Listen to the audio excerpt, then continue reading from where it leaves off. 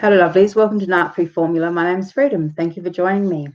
In tonight's episode, I want to talk about co-parenting with a narcissist. Is it even possible? And I also want to talk about a new concept, GreyRock Parenting.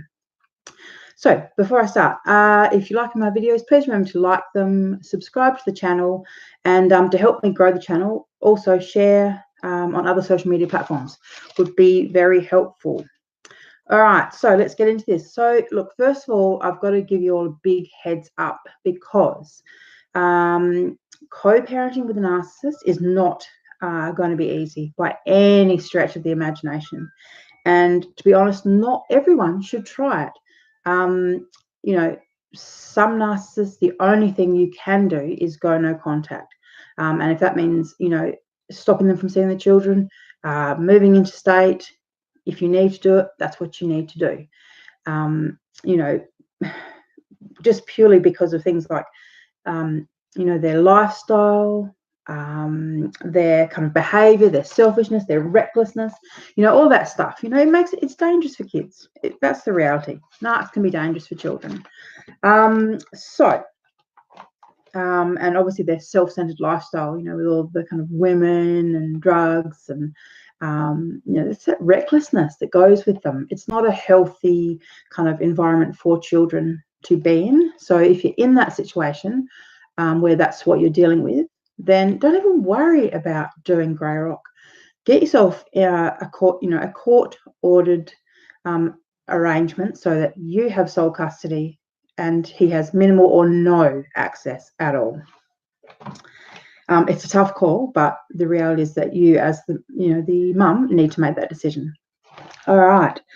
So what I wanted to talk about was the idea of if you can't go no contact. So if you've got a court order in place, or if, like a lot of us do when we first start out, you feel kind of obligated, because, all children need fathers, or, he's such a good dad, or she really loves him, or whatever the excuse or justification that you've got running through your head is, sometimes it's not possible to go no contact. And so the only thing you can do is do GreyRock Parenting. So for those of you who don't know, GreyRock is a term that is used to describe a way of behaving around the narcissist. It's often used by women who are in a situation where they can't leave straight away, where they have to kind of just sit tight because, they're getting the ducks in a row, or, getting their solicitor, or whatever it is that they need to do. They're getting all that organized. So GreyRock is basically, it's about making yourself kind of less attractive to them, less appealing to them. So you don't engage with them, you don't have communication conversations, you give them one-word answers, you don't give them eye contact, you literally give them the bare minimum that you can just to, survive and communicate. So one-word answers, no, emotional kind of connection with them. You certainly don't get drawn into discussions about how they feel, what they think, or anything like that. So that's used in the context of that, but outside of the situationship. So now you guys are separated, you've got kids. So the idea of GreyRock parenting it's based on that, but a lot of people think they're doing GreyRock, but they're really, really not. And that's because Narcs are really manipulative and really creative about the way they kind of hoover. So for example, they might send a text message and the first line of the text message is asking about the child. And then they proceed to tell you how they feel, what they think, what they, and it's all about you, and they manage to, abuse you, call you some names, bring up something from the past, some ridiculousness. And they probably will finish the text message off with, and give my love to the kids. But anyone who reads it can see that it's not actually a text message about the children. Okay, it just starts and ends focused on them. It's not about them at all. And this is what most narc communication is like. It's not really about the children. It's about the narcissist finding a way to communicate what they want, feel, think to you, because they want to get your, fuel supply. All right, so hang on one sec. Oh, and the problem with this is that a lot of people who are trying to do GreyRock, they're just not healing. And they wonder why they're not healing. They say, I've been 2 years, we've been separated, I've been doing GreyRock, but I think about him all the time, or but he makes us upset, or whatever it is.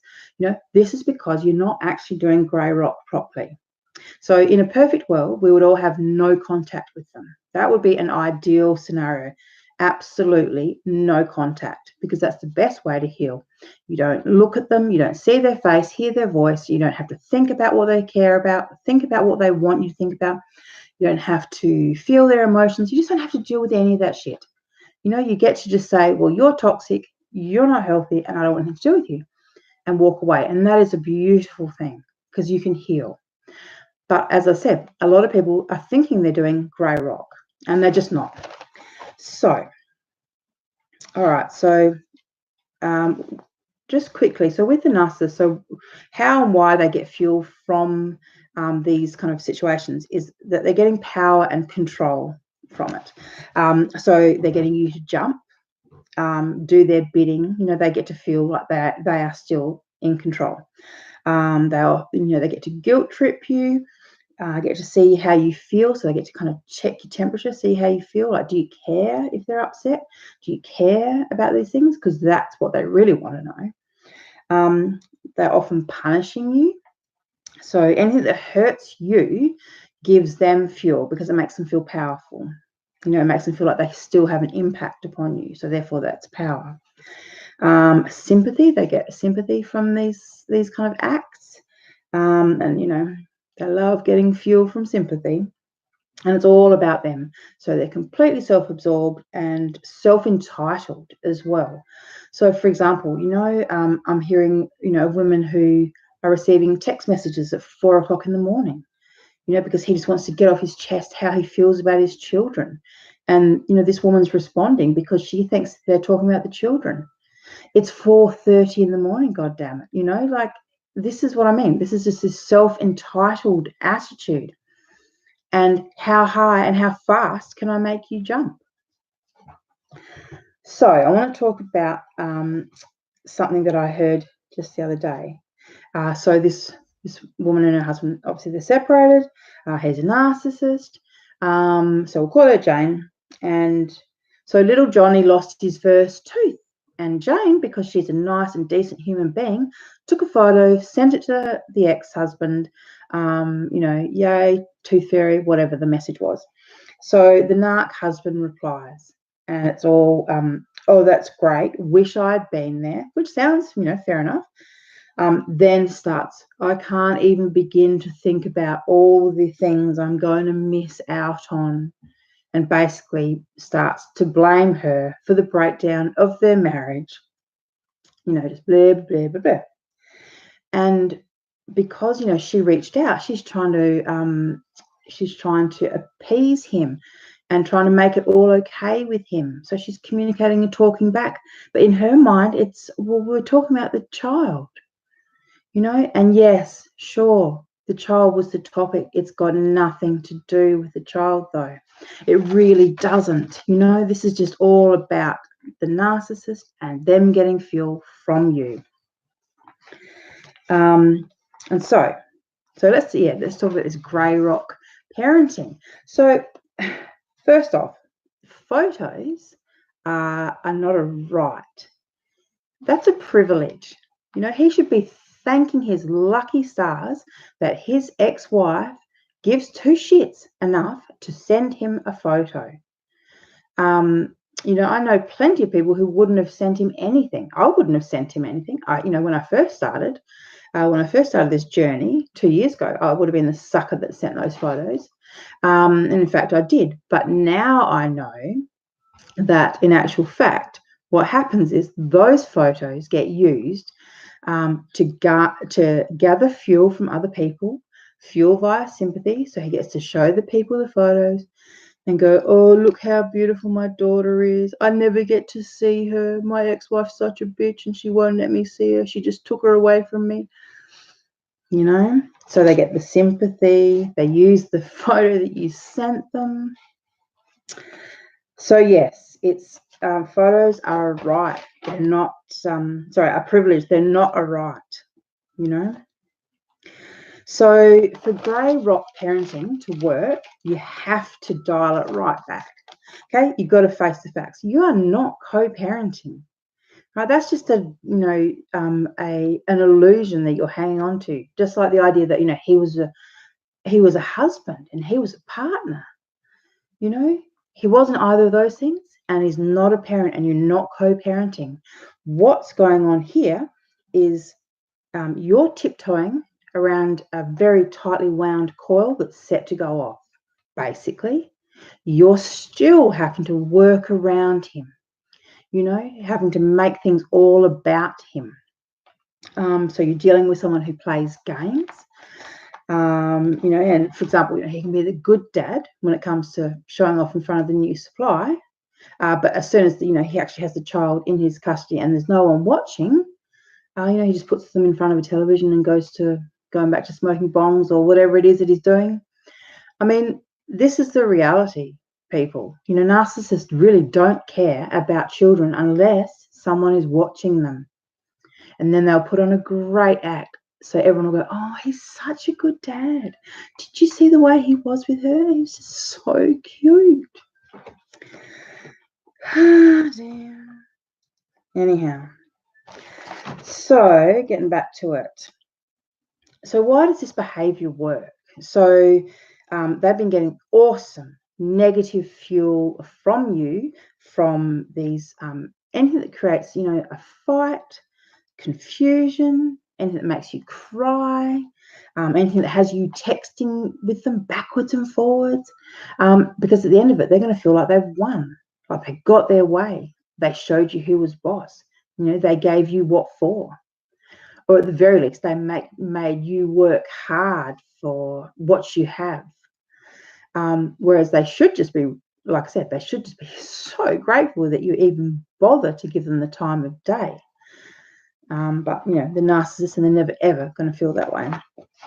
Okay, and the reason that you're still doing these things is that, over the years, you've been so trained by them, jump how high.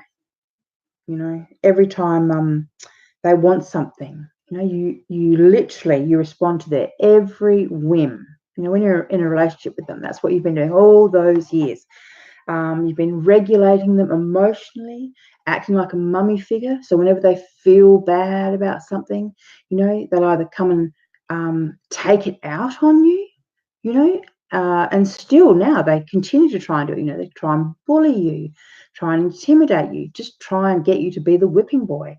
They feel bad, so they want to take it out on someone. So they start sending you text messages, complaining about whatever it is that you haven't done right. But it's to do with the kid, of course. My ex, his thing is he loves to complain about how I never let him have our daughter.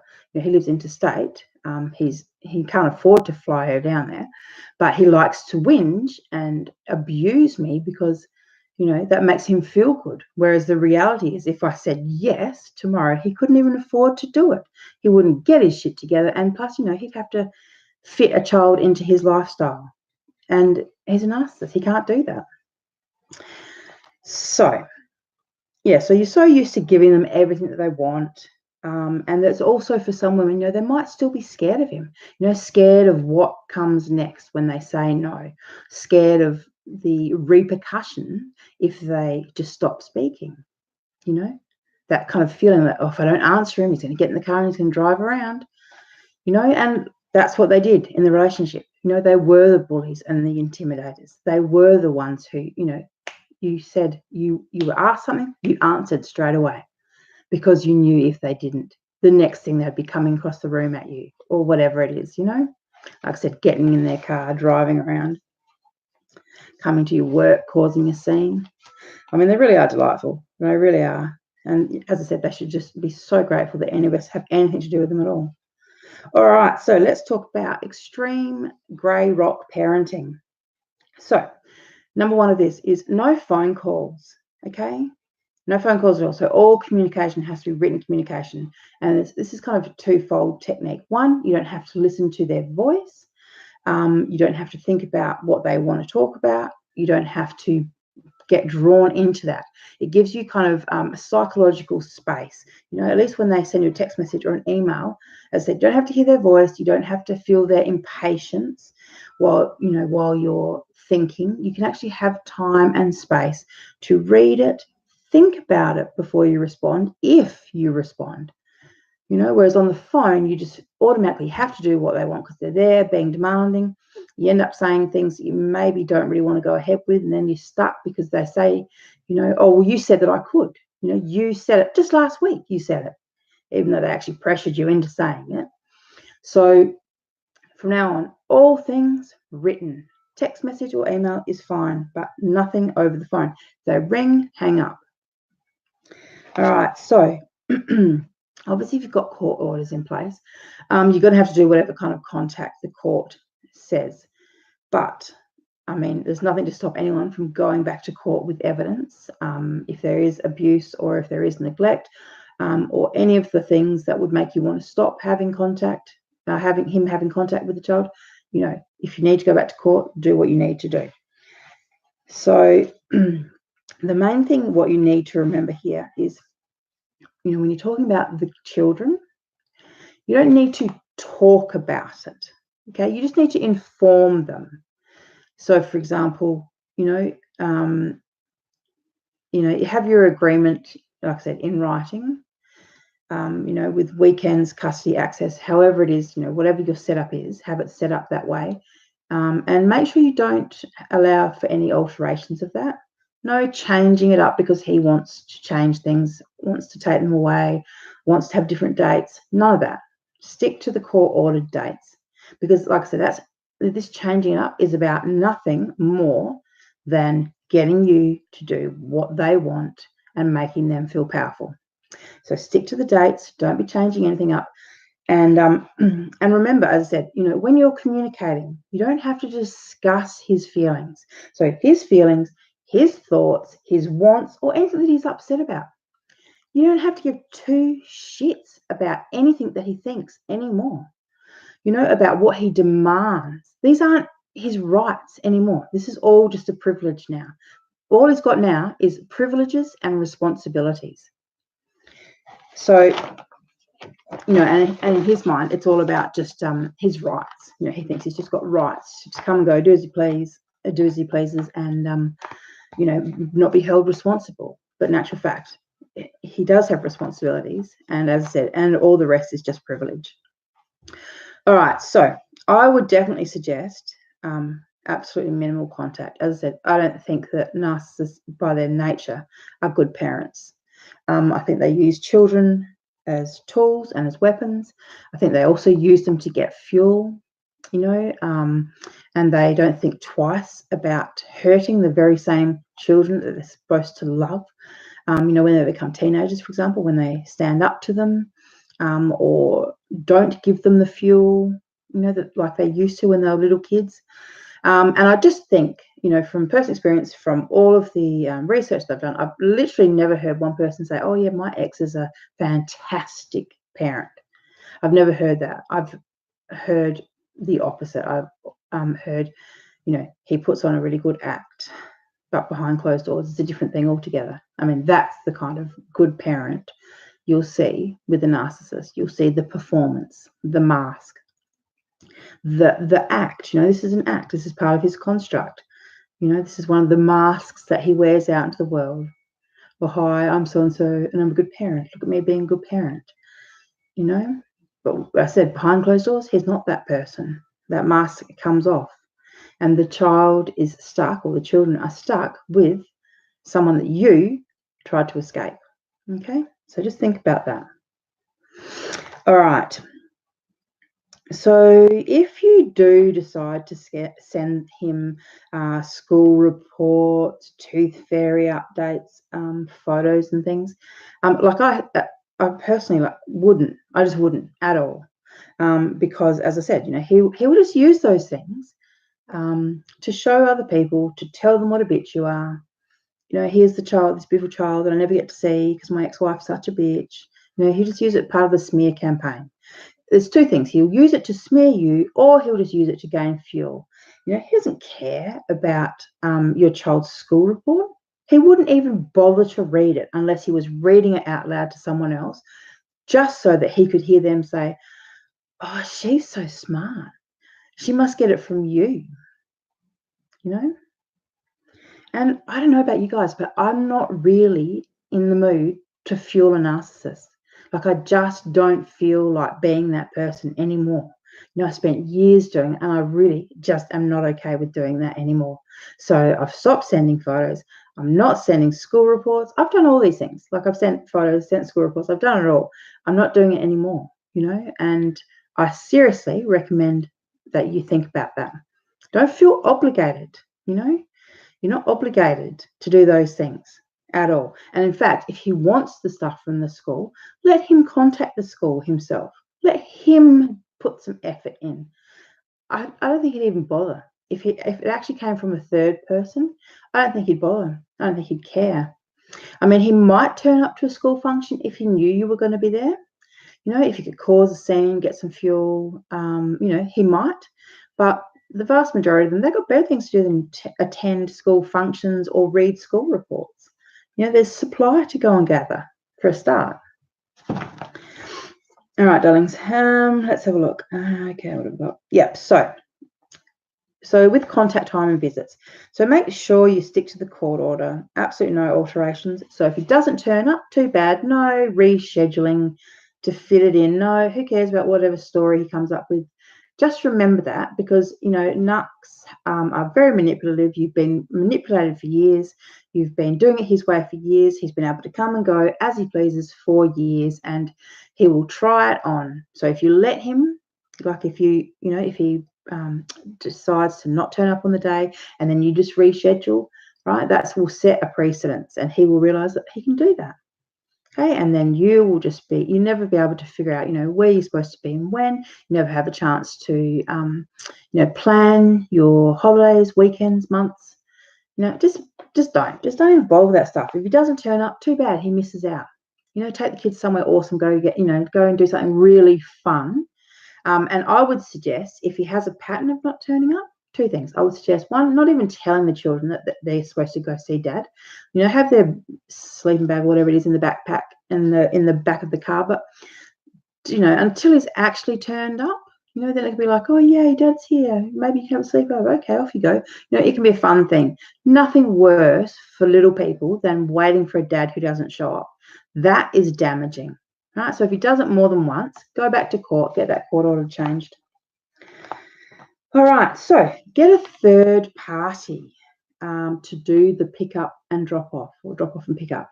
Because one of the things is that the narc loves getting fuel from you. The fact that you're even there, you know, the fact they get to kind of suss you out, gauge you, have a chat. You know, it might be superficial chat, but they're getting so much from that, from your body language, from the tone of voice. Like, they pick it all up. You know, they are super sensitive like that. So, you know, and they can just, you know, from one 15-minute little chat, that can fuel them for enough, you know, for a week, 2 weeks. So definitely get a third party to do the pick up and drop off, and just see how long the contact, or the weekends, how long that actually goes for when they don't get access to you. And the same thing with phone calls. So if they ring up, you know, to speak to little Johnny, all right, make sure there's a set time. And if they don't ring, don't bother calling them back. You know, they have to wait another week. You know, they're just like, I don't know, badly behaved children at times. You know, you just got it, not children, teenagers. I don't even know. Yeah, the point is, you know, do not be changing up your world to fit them in. They need to learn to just be responsible. It's not that hard to make a phone call once a week at the same time, you know, to talk to your child, or 7 times a week, or whatever your agreement is. So when they do call, don't you answer the phone either. Make sure they call at the right time. Let little Johnny answer the phone. Have it on speakerphone. Record the whole thing as well. And as I said, with the school, sports, any extracurricular activities, anything that you feel that they should know about, just remember, it's not a right, okay? That's a privilege. And if you don't want to be bothered, you don't have to be bothered. You don't owe them anything. But if you do think they should know about this stuff, let them figure it out themselves. You know, send them a text message telling them, you know, she does, I don't know, gymnastics here, or, you know, has to go to the doctors on this date, or whatever information, you know, there is. And he can figure out the rest. He doesn't need you to get the phone numbers for him. He doesn't need you to get the names and, you know, the dates. That's none of, you know, that's not your responsibility. You're not his partner anymore. You're not his mum. He's actually, you know, if he's a narcissist or a psychopath or a sociopath, you know, he's actually not a very nice person, and he is definitely your enemy. So you need to bear that in mind. Just because he's pretending to be a nice person, just because he's pretending to be a good dad, doesn't make it so. All right, so I hope these GreyRock parenting tips help. At the end of the day, as I said, it's just about putting you first, not thinking about the narcissist anymore, not worrying about them anymore. You know, and I think once you've had a little bit more distance from them, that's when you actually be able to start your healing journey. Because it's hard to heal and it's hard to change when you're still being the same person that you were before. In fact, to have kind of a, you know, like to manifest a new reality, you have to be different. Okay, so you make changes, and then your reality will change. Right? Don't deal with them. That's your past. Okay, don't look back. You know, don't look back. That's the past. Minimal contact. They're not good parents. They'll probably be out of the child's life anyhow. Then, you know, as soon as they get a new supply or a new family, or, you know, they end up in jail, whatever, you know, the future holds for them, the reality is they're never going to put those children first. Never, ever, ever. So, as I said, if you have the opportunity to slowly wean them out, I would do that. I really would. I mean, I know it sounds cruel, and, you know, and I don't care. I really don't care if anyone thinks that I'm being cruel, because I know firsthand how, you know, how cruel narcissists actually are. I've lived with one for a very long time, and the women that I speak to every single day, when you hear the horror stories and you read the horror stories that these women are going through, you know, you end up not having much compassion. You know, fuck them, I say. All right, lovelies, thank you for watching. And yeah, if you can't go no contact, go GreyRock. All right, I'll see you next time. Bye.